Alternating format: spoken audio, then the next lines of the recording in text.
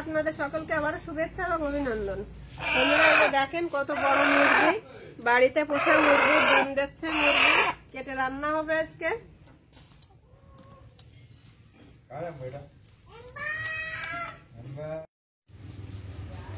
মুরগিটা এই যে ছেলে নিয়েছি, এখন কেটে নেব।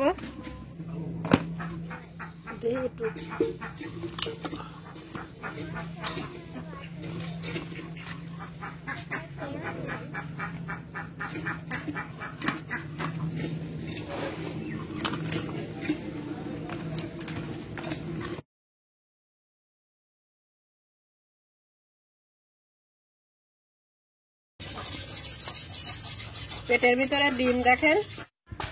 সব মুরগি এই যে কেটে নিয়েছি, পুরো মুরগিটা কেটে এক ঝুড়ি মাংস হয়েছে।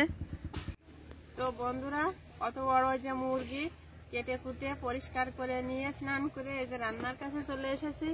এই যে দেখেন, আর কত বড় একটা মুরগি, সব লাগবে না তাই আমি এইটুকু মাংস নিয়েছি। এই যে দেখেন লেগ পিস কত বড়। তো মাংসটা আমি এখন রান্না করব। উনুনটা জ্বেলে আলুগুলো ভেজে নেব। কড়াইয়ে সরিষার তেল দিয়ে, তেল একটু গরম হয়ে এসেছে, আলুগুলো আমি প্রথমে ভেজে নেব। একটু হলুদ গুঁড়া, সামান্য লবণ, আলুগুলো লাল লাল করে ভেজে নেব।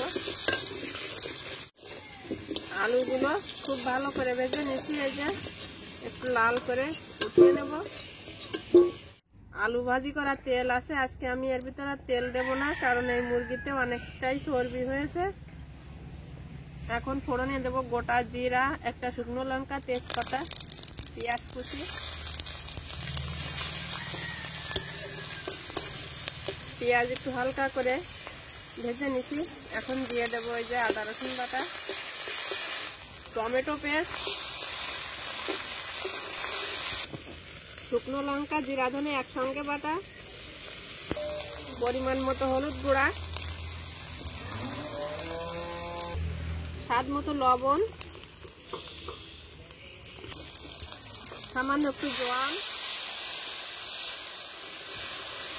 মশলা খুব ভালোভাবে কষিয়ে নেব।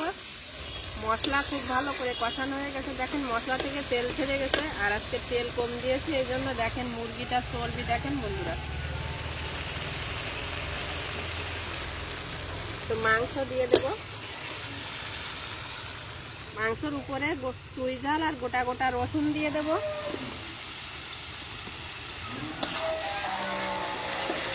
মশলার সঙ্গে মাংস খুব ভালোভাবেই কষে নেব।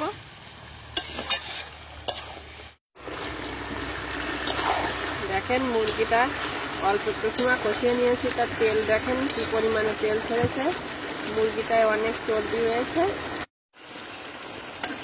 মাংস সময় নিয়ে ঢাকা দিয়ে দিয়ে কষিয়ে নিয়েছি। এখন এই ভেজে রাখা আলুগুলো সব দিয়ে দেব।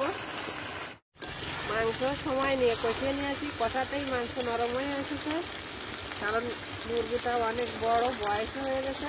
আর দেখেন তেলটা দেখেন একবার। তো এখন দিয়ে দেবো জল।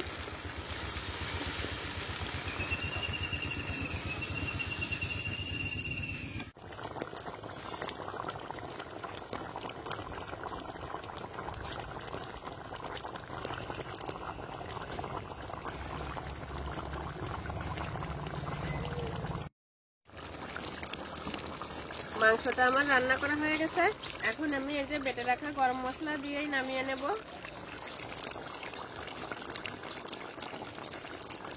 মিশিয়ে নিলাম সব মাংসের সঙ্গে মশলা।